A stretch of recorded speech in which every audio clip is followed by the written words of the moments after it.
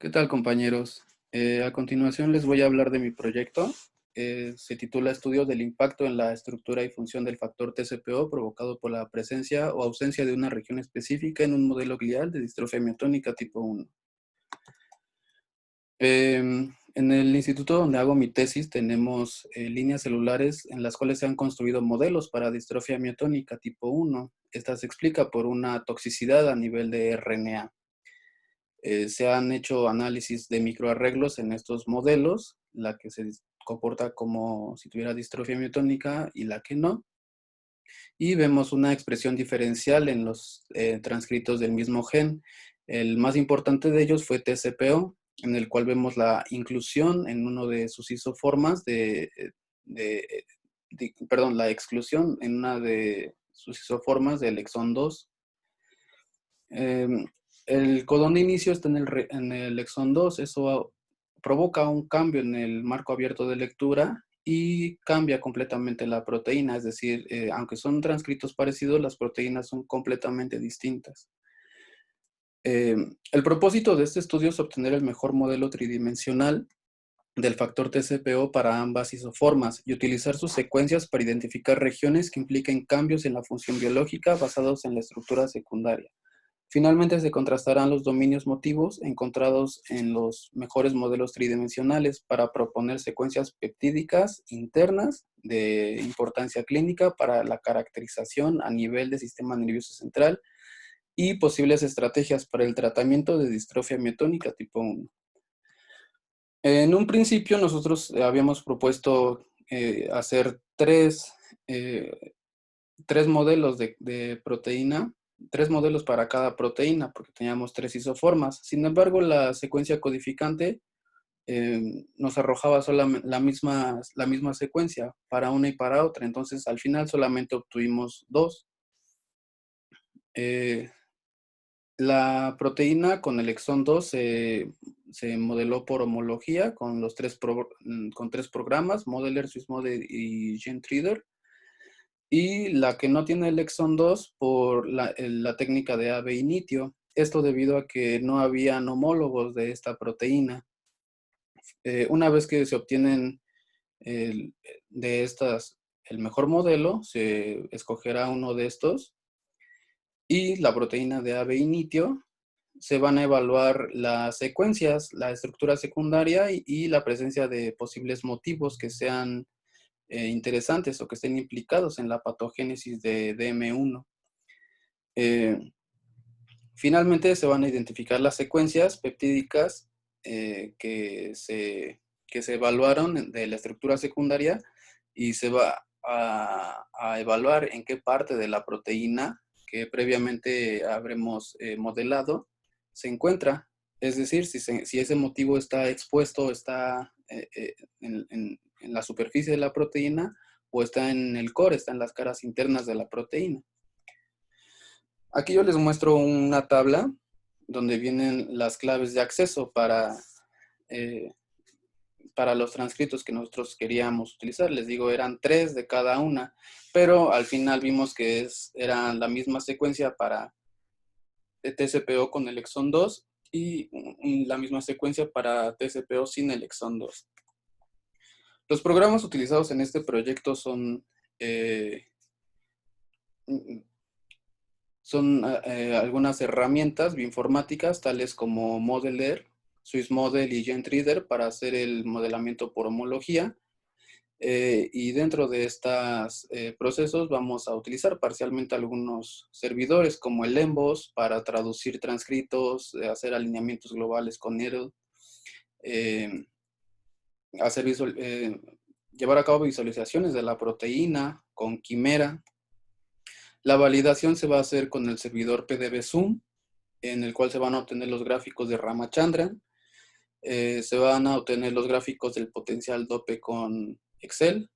El modelamiento por técnica AB initio se llevará a cabo con el servidor Robeta. Los análisis de estructura secundaria con el servidor PSI-PRED, ProSite y por el método de Colasker en el servidor web.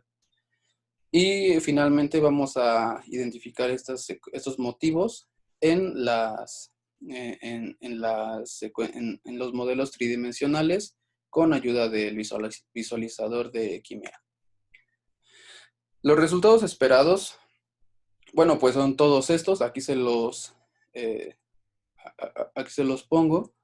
Sin embargo, ahorita mientras vaya pasando a través de los resultados, pues voy a irles explicando qué es lo que se esperaba de cada uno y si se logró o no se logró. De entrada, el modelamiento por homología. Llevamos a cabo los 3 programas para ver cuál era el óptimo.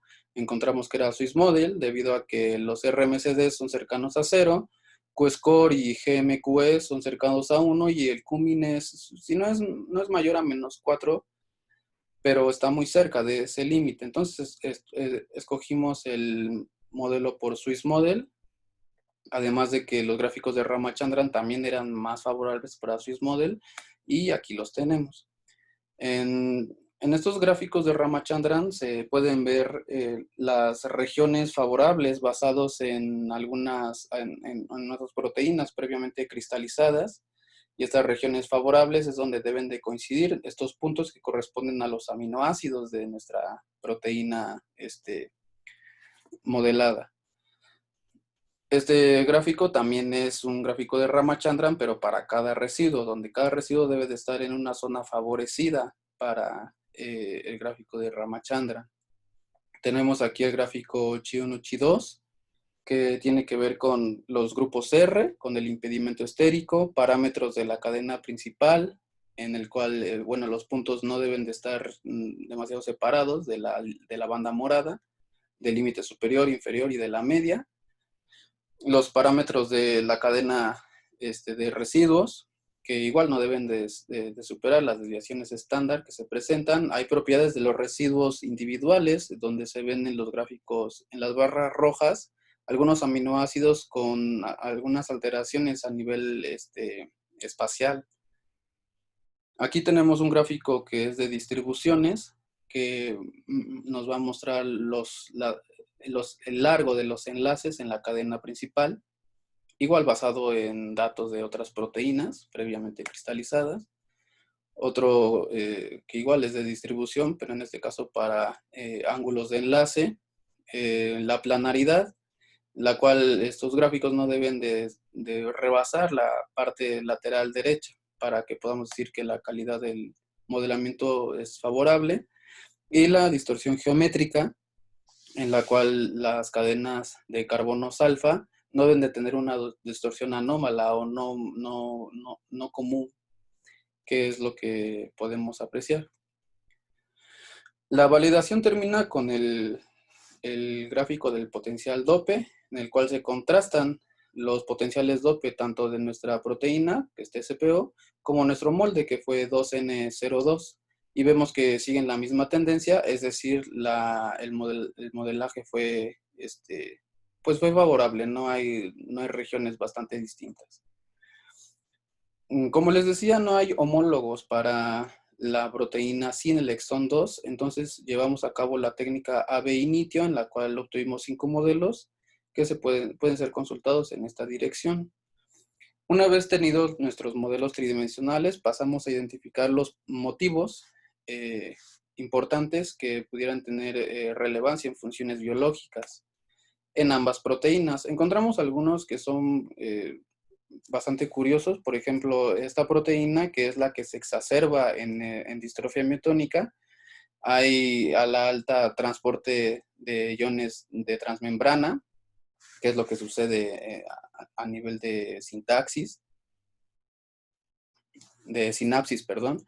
Localización celular, es decir, hay migración de las células, que es lo que sucede también en la neuroinflamación, hay migración de las células de las células inmunitarias. También hay alteración en los procesos del sistema neurológico. Entonces, esto checa bien con lo que se sabía previamente de distrofia miotónica. Esto es bastante curioso porque esto sí no sabía, bueno, yo no lo he encontrado en ninguna parte, alguna relación de los motivos de TCPO sin el exón 2, y resulta que la mayoría tienen que ver con el RNA. Es curioso porque distrofia miotónica se explica a partir de alteraciones a nivel de RNA, y sin mencionar que hay una alteración del 70% de probabilidad que suceda una alteración a la alta de la respuesta inmunitaria por la presencia de esta proteína. También se analizó los motivos con ProCyte para ver la relación que tiene en la estructura superficial de los modelos que previamente se generaron. Es decir, vamos a identificar en ProCyte algunos motivos y esos motivos vamos a ver en qué parte del modelo tridimensional que previamente construimos y validamos se encuentran y ver si están accesibles o no. Bueno, TSPO con el exón 2 es una proteína que bien se sabe que estas alfas hélices son transmembranales, están en la membrana externa de la mitocondria y podemos ver que los motivos que encuentra ProCyte están accesibles a cualquier biomolécula en el espacio intermembranal de la mitocondria. Acá nos dice que hay sitios de fosforilación APKC. La otra isoforma, que a pesar que era una secuencia completamente distinta, también arroja sitios de fosforilación APKC. Y podemos ver dos motivos que, que también se encuentran cercanos. Son tres aminoácidos y ambos son de tipo, le dan un carácter de tipo quinasa a la célula. Bueno, finalmente queríamos determinar si estos motivos tienen algo que ver con procesos inflamatorios o inmunológicos. Y resulta que sí. Utilizamos este servidor web que identifica algunos epítopes con posibles implicaciones a nivel inmunológico. Y da la causalidad que en TSPO con exón 2 encontramos exactamente el motivo que nos había arrojado en un inicio ProCyte. Y con TSPO sin el exón 2 encontramos también los dos motivos. Bueno, aquí le faltó un aminoácido, pero están estos dos motivos, AR y TCR, en la proteína sin el exón 2. Y bueno, ¿a qué conclusiones se llega? Primero se logró modelar la estructura tridimensional del factor TSPO mediante diversas técnicas bioinformáticas, Modeler, SwissModel y GenTreader. Y gracias a ello concluimos que el modelaje por SwissModel, al menos para esta proteína, es el mejor al ser comparado con Modeler o con GenTreader. Si bien el modelaje de TCPO sin el exón producido mediante técnicas ab initio no es completamente confiable, sí permite un primer acercamiento a entender al menos qué motivos y qué posibles funciones pueda llegar a adquirir esta isoforma. Las regiones que son identificadas como motivos de manera superficial por ProSat y PSI-PRED están relacionadas con la fosforilación de PKC. Es interesante debido a que PKC está relacionada con la patogénesis de DM1 al fosforilar factores de splicing alternativo. De acuerdo a los potenciales motivos que se encontraron y su relación con una función biológica, se puede proponer que TSPO con el exón 2 lleva a cabo un papel directo en el sistema nervioso central y quimiotaxis celular. Curiosamente, los motivos para TSPO sin el exón 2 tienen mucho que ver con el metabolismo de RNA. La distrofia metónica, como les comentaba anteriormente, explica su patogénesis directamente por alteraciones metabólicas de nivel de transcrito.